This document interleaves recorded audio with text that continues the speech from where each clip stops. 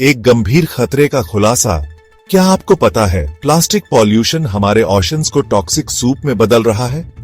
आज world environment day 2025 है और हम एक क्रिटिकल मिशन पर फोकस कर रहे हैं।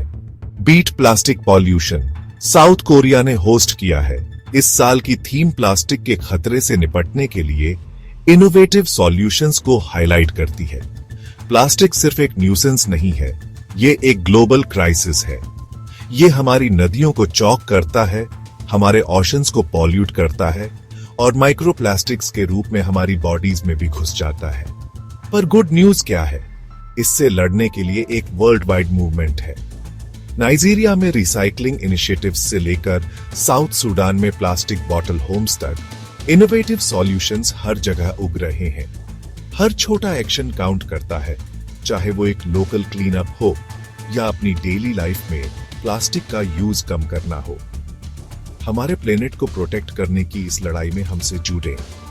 साथ मिलकर हम प्लास्टिक पॉल्यूशन को बीट कर सकते हैं। Happy world environment day.